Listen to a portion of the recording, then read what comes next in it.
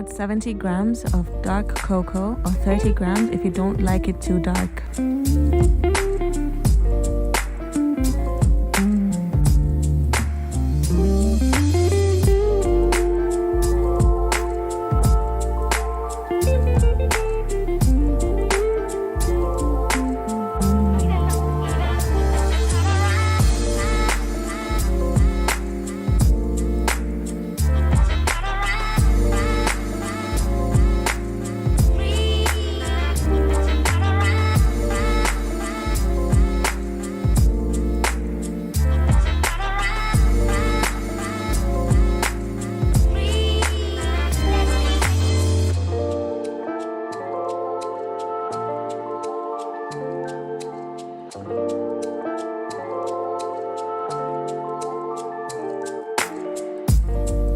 If you added 70 grams of cocoa, add about 30 milliliters of whipping cream and mix for 20 seconds until well combined.